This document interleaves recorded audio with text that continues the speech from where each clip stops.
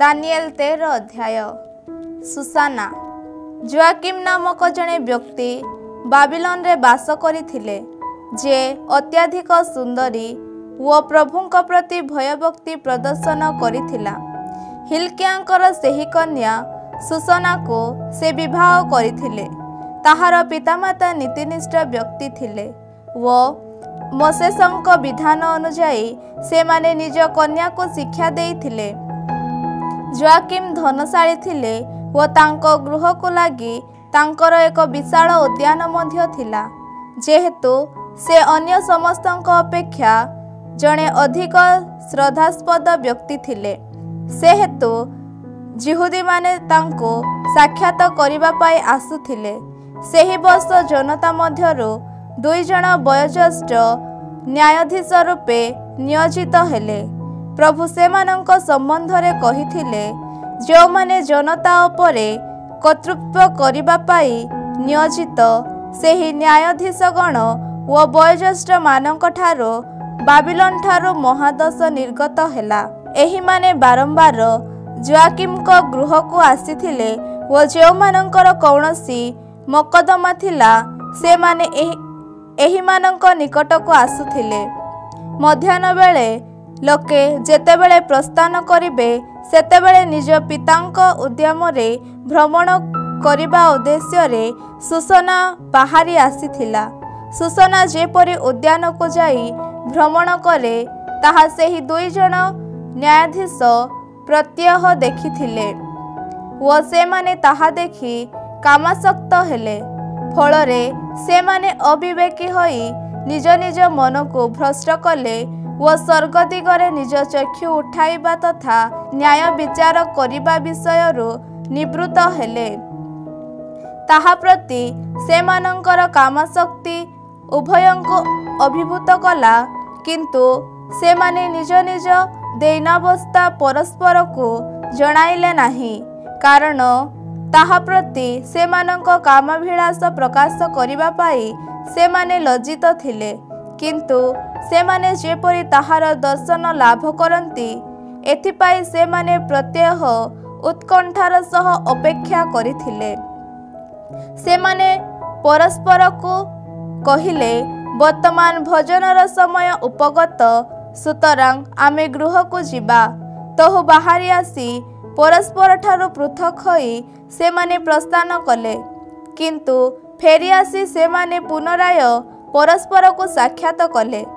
एपरि व्यवहारर कारण जणाइबा पाई उभय जेतेबेले परस्पर को बाध्य कले, सेतेबेले से माने निज निज काम लालसा स्वीकार कले।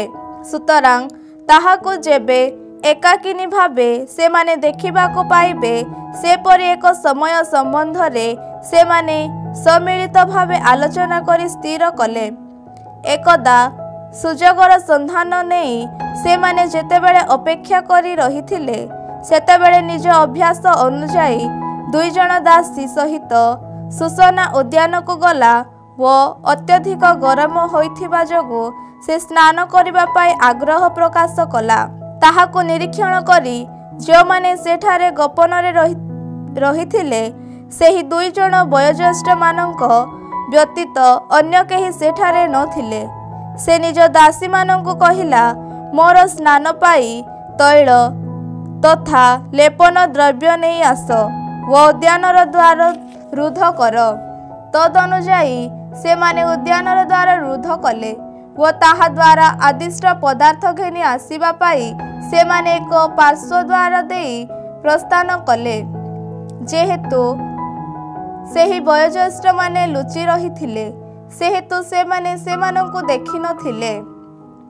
दासी माने जेबे बाहरी गले तेबे सेही 2 वयोज्येष्ठ उठी ताहार पाख को धाई जाई कहिले, देख उद्यानर द्वार रुद्ध, केही हमको देखु नाही।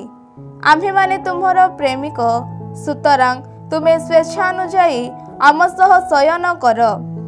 तुमे जदि असम्मत हुओ तेबे तुम विरुद्ध रे आमे साक्ष्य दान करिबु जे तुम सहित जने युवक थिबा जोगु तुमे दासी मानंकु पठाई देल। सेतेबेले सुसना निज अंतररु आर्तनाद करी कहिला, चतुर्दिगर मु रुद्ध, मु जदि सम्मति जणाए तेबे ତାହା ମୋର ମୃତ୍ୟୁର କାରଣ ହେବ, ନ କଲେ ତୁମମାନଙ୍କ ହସ୍ତରୁ ମୁଁ ରକ୍ଷା ପାଇପାରିବି ନାହିଁ। ପ୍ରଭୁଙ୍କ ସନ୍ନିଧାନରେ ପାପ କରିବା ପରିବର୍ତ୍ତେ ଏହି କାର୍ଯ୍ୟ ନ କରି ତୁମମାନଙ୍କ ଦ୍ୱାରା ଧରା ପଡ଼ିବା ପାଇଁ ମୁଁ ପସନ୍ଦ କରେ। ଏହାପରେ ସୁସନା ଉଚ୍ଚସ୍ୱରରେ କ୍ରନ୍ଦନ କଲା, କିନ୍ତୁ ସେହି ବୟୋଜ୍ୟେଷ୍ଠ ଦ୍ୱୟ ତାହା ବିରୁଦ୍ଧରେ ଚିତ୍କାର ପୂର୍ବକ ଅଟ୍ଟହାସ କଲେ। ସେମାନଙ୍କ ମଧ୍ୟରୁ ଜଣେ ଧାଇଁ ଯାଇ ଦ୍ୱାର ଖୋଲିଦେଲା। ଉଦ୍ୟାନରୁ ଶୁଣାଯାଇଥିବା ଚିତ୍କାର ଶୁଣିବାକୁ ପାଇ ସୁସନା ପ୍ରତି କ'ଣ ଘଟିଥିବ ଏହା ଜାଣିବା ସକାଶେ ପରିବାର ଗର୍ଜନ ଦାସମାନେ ଉଦ୍ୟାନର ପାର୍ଶ୍ୱଦ୍ୱାର ଦେଇ ଉଦ୍ୟାନକୁ ଧାଇଁ ଆସିଲେ। ବୟୋଜ୍ୟେଷ୍ଠମାନେ ଯାହା କହିଲେ ତାହା ଶୁଣି ଦାସମାନେ ଅତ୍ୟଧିକ ଲଜ୍ଜିତ ହେଲେ, କାରଣ ଏପରି କୌଣସି କାର୍ଯ୍ୟ ଏପର୍ଯ୍ୟନ୍ତ ସୁସନା ସମ୍ବନ୍ଧରେ କଦାପି କୁହାଯାଇ ନଥିଲା। ତା ପରଦିନ ତାହାର ପତି ଜୋଆକିମଙ୍କ ଗୃହରେ ଲୋକେ ଯେବେ ସମବେତ ହେଲେ, ତେବେ ସୁସନାକୁ ନିଧନ କରିବା ପାଇଁ ଅନିଷ୍ଟ ଚକ୍ରାନ୍ତ କରି ସେହି ବୟୋଜ୍ୟେଷ୍ଠ ଦ୍ୱୟ ଆସିଲେ।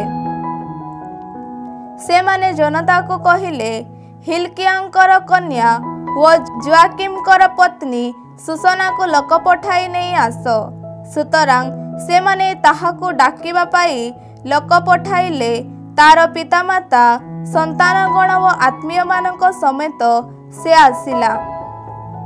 ସୁସନା ଜଣେ ଶୁଦ୍ଧ ଚିତ୍ତସମ୍ପନ୍ନା ତଥା ସୁନ୍ଦରୀ ନାରୀ ଥିଲା।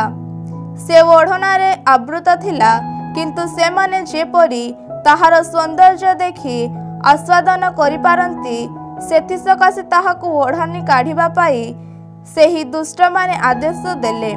କିନ୍ତୁ ତାହାର ପରିବାରବର୍ଗ, ବନ୍ଧୁମାନେ ଓ ଯେଉଁମାନେ ତାହାକୁ ଦେଖିଥିଲେ, ସେମାନେ ସମସ୍ତେ ବିଳାପ କଲେ।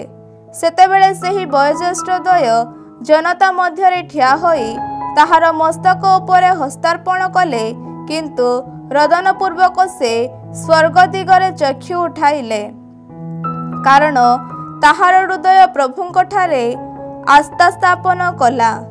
ବୟୋଜ୍ୟେଷ୍ଠମାନେ କହିଲେ, ଆମ୍ଭେମାନେ ଏକାକ ଭାବରେ ଉଦ୍ୟାନରେ ଯେତେବେଳେ ଭ୍ରମଣ କରୁଥିଲୁ, ସେତେବେଳେ ଏହି ନାରୀ 2 ଜଣ ଦାସୀଙ୍କ ସମେତ ଉଦ୍ୟାନ ମଧ୍ୟକୁ ଆସିଲା ଓ ଦ୍ୱାର ରୁଦ୍ଧ କଲା ପରେ ସେହି ଦାସୀମାନଙ୍କୁ ପଠାଇ ଦେଲା। ସେ ସମୟରେ ସେଠାରେ ଗୋପନରେ ଥିବା ଜଣେ ଯୁବା ଏହା ନିକଟକୁ ଆସି ଏହା ସହିତ ଶୟନ କଲା। ଆମ୍ଭେମାନେ ଉଦ୍ୟାନର ଏକ କୋଣରେ ଥିଲୁ, କିନ୍ତୁ ଏହି ଦୁଷ୍ଟତାକୁ ଦେଖି ଆମେ ସେମାନଙ୍କ ପାଖକୁ ଧାଇଁ ଆସିଲୁ। ଆମେ ଦେଖିବାକୁ ପାଇଲୁ ଯେ ସେମାନେ ପରସ୍ପରକୁ ଆଲିଙ୍ଗନ କରିଅଛନ୍ତି। ସେହି ଯୁବକ ଆମ ଅପେକ୍ଷା ଅଧିକ ଶକ୍ତିଶାଳୀ ଥିଲା, ତେଣୁ ଆମେ ତାକୁ ଧରି ପାରିଲୁ ନାହିଁ। ତହୁଁ ଦ୍ୱାର ଖୋଲି ଦେଇ ସେ ଧାଇଁ ପଳାଇଲା। ଅତଏବ ଆମେ ଏହି ନାରୀକୁ ଧରି ସେହି ଯୁବକ କିଏ ବୋଲି ପଚାରିଲୁ, କିନ୍ତୁ ତାହା ଆମକୁ ଜଣାଇବା ପାଇଁ ସେ ଅସମ୍ମତ ହେଲା। ଆମେମାନେ ଏ ସମସ୍ତ ବିଷୟରେ ସାକ୍ଷୀ ଅଟୁ। ସେଠାରେ ଯେଉଁ ଜନସମାରୋହ ସମବେତ ହୋଇଥିଲା, ସେମାନେ ସେମାନଙ୍କ କଥା ବିଶ୍ୱାସ କଲେ, କାରଣ ସେମାନେ ଜନତାର ବୟୋଜ୍ୟେଷ୍ଠ ନ୍ୟାୟାଧୀଶ ଥିଲେ। ତହୁଁ ସେମାନେ ତାହାକୁ ମୃତ୍ୟୁଦଣ୍ଡାଜ୍ଞା ଦେଲେ। ସେ ସମୟରେ ସୁସାନା ଉଚ୍ଚସ୍ୱରରେ କ୍ରନ୍ଦନ କରି କହିଲା, ଯେ ନିଗୂଢ଼ ରହସ୍ୟାବଳୀକୁ ଜାଣନ୍ତି ଓ ଯାହା ଅସ୍ତିତ୍ୱ ପ୍ରାପ୍ତ ହୋଇ ରହିଛି, ଅସ୍ତିତ୍ୱ ପ୍ରାପ୍ତ ହେବା ପୂର୍ବରୁ ଯେ ସେ ସମସ୍ତଙ୍କୁ ଜାଣନ୍ତି, ସେହି ହେ ଶାଶ୍ୱତ ଈଶ୍ୱର, ତୁମେ ଜାଣୁଅଛ ଯେ ଏହି ଲୋକେ ମୋ ବିରୁଦ୍ଧରେ ମିଥ୍ୟା ସାକ୍ଷ୍ୟ ଦେଇଅଛନ୍ତି। ମୁଁ ବର୍ତ୍ତମାନ ମୃତ୍ୟୁବରଣ କରିବାକୁ ଯାଉଛି, ତଥାପି ମୋ ବିରୁଦ୍ଧରେ ଅନ୍ୟାୟ ଭାବେ ସେମାନଙ୍କ ଦ୍ୱାରା ଅଭିଷ୍କୃତ କୌଣସି କାର୍ଯ୍ୟ ମୁଁ କରିନାହିଁ। ସେତେବେଳେ ପ୍ରଭୁ ତାହାର କ୍ରନ୍ଦନ ଶୁଣିଲେ। ନିହତ ହେବା ପାଇଁ ନିଆଯାଇଥିବା ବେଳେ ଦାନିଏଲ ନାମରେ ନାମିତ ଜଣେ ବାଳକଙ୍କ ପବିତ୍ରାତ୍ମାଙ୍କୁ ଈଶ୍ୱର ଉଦ୍ଦୀପ୍ତ କଲେ। ଉଚ୍ଚସ୍ୱରରେ ଡାକ ଦେଇ ସେ କହିଲେ, ଏହି ନାରୀର ରକ୍ତପାତ ପ୍ରତି ମୁଁ ନିର୍ଦ୍ଦୋଷୀ। ତାଙ୍କ ଆଡ଼େ ବୁଲି ପଡ଼ି ସମସ୍ତ ଜନତା ତାଙ୍କୁ ପଚାରିଲେ, ତୁମେ କ'ଣ କହିଅଛ? सेमानंक मध्यरे ठिया होई से कहिले, हे इस्राएलीर संतान माने, तुम्हे माने कौन निर्बोध? बिना तदंत पूर्वक व यथार्थता न जानी तुम्हे माने कौन इस्राएलर जणे कन्या को दोषी साब्यस्त करिब? विचारालय को फेरी जाओ, कारण एही लोके एहा विरुद्धरे मिथ्या साक्ष्य देई अछंती। तहु समस्त जनता खूब शीघ्र फेरी गले। वयोज्येष्ठ माने तांको कहिले, आमको जणाइबा पाई आसी आम मध्यरे बस, कारण ईश्वर तुमको सही अधिकार प्रदान करि अछंती। दानिएल कहिले, एमानंको परस्पर ठारू पृथक कर, मु सेमानंकर तदंत करिबी। सेमानंको परस्पर ठारू पृथक करागला परे सेमानंक मध्यरू जनकु डाकी से कहिले, हे दुष्ट दिन गुड़िकर जराजीर्ण श्रुति चिन्ह, अतीतरे तुम द्वारा संपादित पाप सकल तुम उपरे पतित होइछि। जणे निर्दोषी तथा नीतिनिष्ठ व्यक्ति को निधन कर नाही बोली जदिओ प्रभु कहिथिले, तथापि निर्दोषी व्यक्ति को दोषी साब्यस्त करी व दोषी लोकंको दोषमुक्त करी तुमे अन्याय विचार करिअछ। तुमे जदि ताहा वास्तवत देखिअछ, तेबे वर्तमान मोर एही प्रश्नर उत्तर दियो, केउ वृक्ष मूलरे सेमानंको परस्पर मध्यरे आलिंगनाबद्ध अवस्थारे तुमे देखिअछ? से उत्तर देले, गोटे अठा वृक्ष मूलरे। दानिएल कहिले, अत्युत्तम, तुमे निजे तुम मस्तक विरुद्धरे मिथ्या रटना करिअछ। ईश्वरंक देवदूत ईश्वरंक ठारू विचार लाभ करिअछंती। से तुमको अविलंबे दुई खंड करी काटिबे। तांकु से ठारू नेई गला परे अन्य जनकु घेनी आसीबा पाई से आदेश देले। दानिएल तांकु कहिले, कानानर हे वंशधर, तुमे जुदा गोष्ठीज नुह। सौंदर्य तुमको प्रतारित करिअछि व कामाशक्ति तुम हृदय को भ्रष्ट करिअछि। तुमे उभय इस्राएलीय कन्या मानक प्रति एहिपरि व्यवहार करिअछ। भय जोगु से माने तुम्भमानक सह शयन करिथिले, किंतु जुदार जणे कन्या तुम्भमानक दुष्टतार वशीभूत हेबा पाई अनिच्छुक हेला। वर्तमान तुमे मते कुह, केउ वृक्ष मूलरे से मानकु परस्पर मध्यरे आलिंगनाबद्ध अवस्थारे तुम्हें देखा पाइल? से उत्तर देले, एक चिरहरित वक वृक्ष मूलरे। दानिएल तांको कहिले, अति उत्तम, तुमे मध्य तुम निज मस्तक विरुद्धरे मिथ्या रटना करिअछ। तुमको दुई खंड करी काटिबा पाई ईश्वरंक देवदूत निजर करत धरी अपेक्षा करिअछंती। से तुम उभयंको विनाश करिबे। से समय रे समस्त जनता सेठारे उच्च स्वर रे चित्कार कले व जे ईश्वरंक ठारे आस्था स्थापन करे ताकू रक्षा करिथिबा ईश्वरंकर स्तवगान कले। एहा परे से माने सेही वयोवृद्ध द्वयंक विरुद्धरे उठिले, कारण दानिएल से मानकर मुख निस्तृत कथारू प्रमाणित कले जे से माने मिथ्या साक्ष्य देई अछंती। से मानकर प्रतिवेशिनी विरुद्धरे करिबा पाई दुष्ट भावे से मानक द्वारा आयोजित दंड से माने सेही दुहिंकु प्रदान कले। मसेसंक विधि विधान अनुजाई से माने सेही दुहिंकु निधन कले। एहिपरि सेही दिन निर्दोष रक्त रक्षा प्राप्त हेला। निज कन्या सुसना सकाशे हिलकिया व तांको पत्नी ईश्वरंकर स्तवगान कले। ताहार पति जोआकिम व ताहार समस्त आत्मीय माने मध्य सेहिपरि कले, कारण कौनसी लज्जाजनक कार्य ताहाठारे देखा जाई नथिला। सेही दिन ठारू दानिएलंकर जस तथा सुनाम जनता मध्यरे राष्ट्र हेला। दानिएल 14 अध्याय। बेल राजा आस्तियाबेस तांको पितृपुरुष मानक सह जेतेबेले महानिद्रा रे शयन कले, सेतेबेले पारस्यर साइरस तांको परिवर्ते राजा हेले। दानिएल राजांकर जड़े मित्र व तांकर मित्रमानक मध्यरु सर्वाधिक सम्मानास्पद व्यक्ति थिले। बाबिलोनिय मानकर बेल नामक गोटे प्रतिमूर्ति थिला। प्रत्यह ता उद्देश्य रे 12 मोहन सूक्ष्म मैदा 40 मेष व 6 परिमाणर द्राक्षारस से माने उत्सर्ग करुथिले।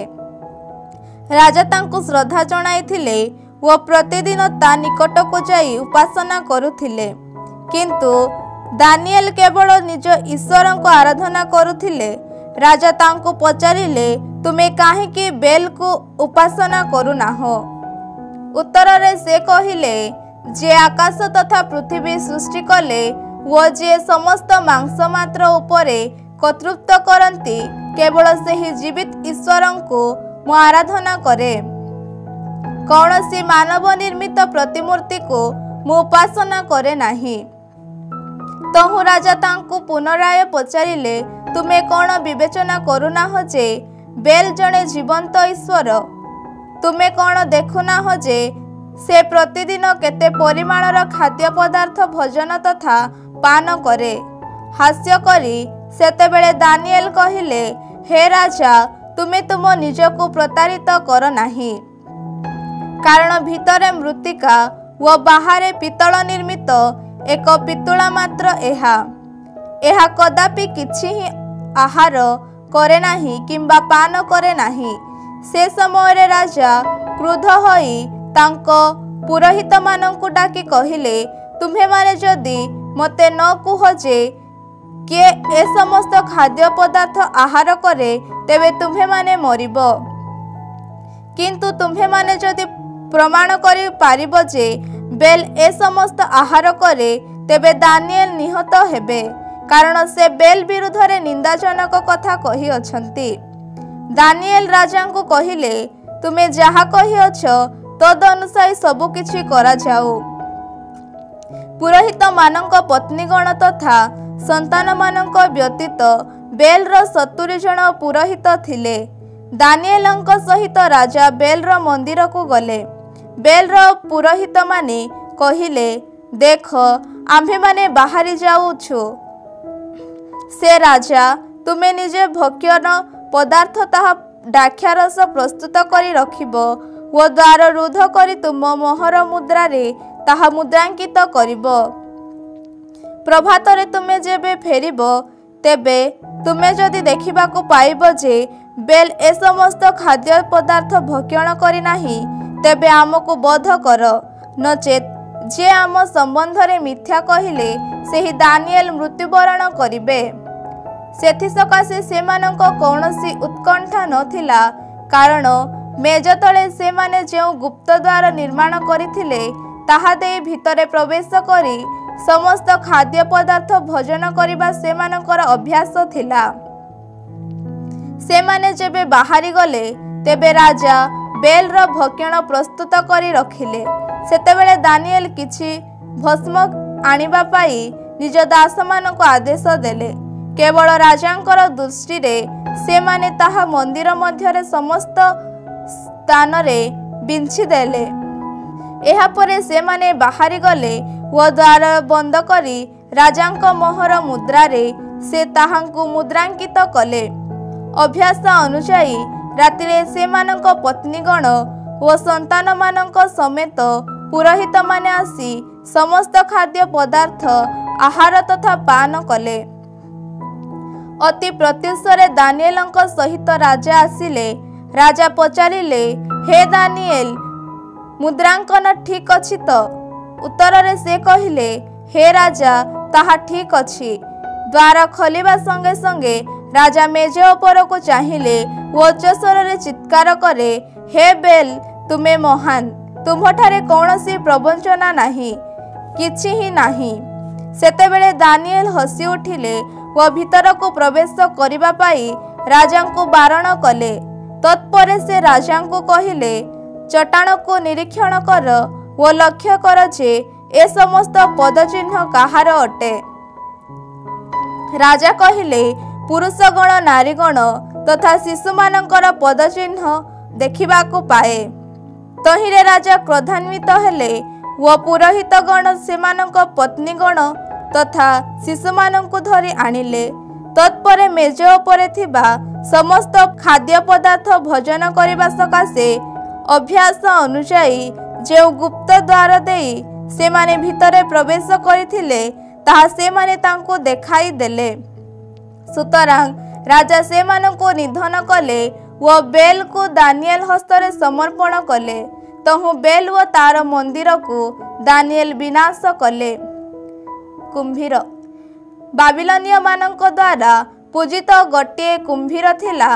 राजा दानिएलंको कहिले तुम्हें अस्वीकार करि पारिबो नाही जे एहा एक जीवंत देव अटे, सुतरां ताकु उपासना कर। दानिएल कहिले प्रभु मोर ईश्वरंको मु आराधना करिबी कारण केवल से जीवित ईश्वर अटंती। किंतु हे राजा तुमे जदि मते अनुमति देव तेबे मु एही कुंभीर को खड्ग किंबा कदा उपयोग न करी निधन करिबी। राजा कहिले मु अनुमति देउछि। परे पिचु मेद तथा केश नहीं से समस्त को सिद्ध करी से सेथिरु केतेक मंडा पिठा प्रस्तुत कले। तत्परे से समस्त को से कुंभीर को खाइबा को देले। कुंभीर ताहा खाइला व फलरे तार उदर फाटिगला। दानिएल कहिले तुमे जाहाकू उपासन करे आसीथिलो ताहाकू देख। बाबिलोनिय माने एही संवाद सुनी अत्यंत क्रुद्ध हेले व राजांक विरुद्ध रे चक्रांत कले।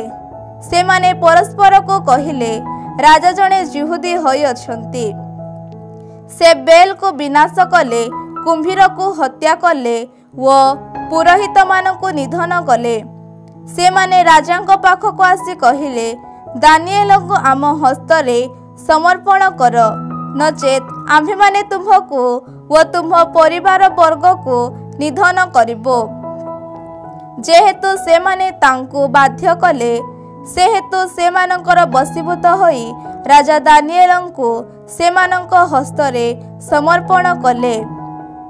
सिंह गह्वरे दानिएल से माने दानिएलंको सिंह गह्वरे निक्षेप कले व से सेठारे 6 दिन धरी कलातिपात कले। सेही गह्वरे 7टी सिंह थिले व से मानक प्रति दिन 2टी मनुष्य शरीर व 2टी मेष प्रदत्त हेउथिला। किंतु से माने दानिएलंको ग्रास करिबा सकाशे वर्तमान एही समस्त से मानंकु दियागला नाही। सेतेबेले हबाकुक नामरे नामित जणे प्रवक्ता जुदेयारे थिले। पाक होइथिबा खिचुड़ी तथा खंड विखंड रुटी को गोटे पात्र रे नहीं शस्य कटाड़ी मानंकु देबा पाई खेत आड़े से यात्रा करुथिले। किंतु प्रभुंकर दूत हबकुकंकु कहिले जे बाबिलोन रो सिंह गह्वरे अछि सेही दानिएल निकट को तुम पाखरे थिबा खाद्य नहीं जाओ। हबाकुक कहिले प्रभु मु कदापि बाबिलोन देखि नाही व सेही सिंह गह्वर संबंध रे मु किछि जाने नाही। तहु प्रभुंकर दूत तांको मस्तक केश धरी तांकु भूस्थली उठाइले व वायु प्रवाह बेगरे बाबिलोन रो सेही सिंह गह्वर उपरे रखिले। सेतेबेले हबाकुक डाक देई कहिले दानिएल हे दानिएल ईश्वरंक द्वारा प्रेरित एही खाद्य ग्रहण कर। दानिएल कहिले हे ईश्वर तुमे मते स्मरण करियछ। जो माने तुमको स्नेह करंती तुम्हे से मानको परित्याग कर नाही। एहा परे दानिएल उठी भजन कले। प्रभुंकर दूत सहसा हबाकुक तांको निज स्थान को फेराई नहीं गले। सप्तम दिवस रे दानिएलंक स्मरणार्थे विलाप करिबा पाई राजा आसिले। गह्वरर निकट को आसी से भीतर को चाहिले व देखिबा को पाइले जे दानिएल सेठारे बसी रही अछंती। तहु राजा उच्च स्वर रे कहिले प्रभु हे दानिएलंक ईश्वर तुमे महान, तुम व्यतीत अन्य केही ईश्वर नाही। तत्परे से दानिएलंको सेही गह्वररु बाहर कराइले व तांको विनाश करिबा पाई ଯେଉଁମାନେ ଉଦ୍ୟମ ହୋଇଥିଲେ ସେମାନଙ୍କୁ ସେହି ଗହ୍ୱରରେ ନିକ୍ଷେପ କଲେ। ସିଂହମାନେ ସହସା ତାଙ୍କ ଦୃଷ୍ଟିରେ ସେମାନଙ୍କୁ ଗ୍ରାସ କଲେ।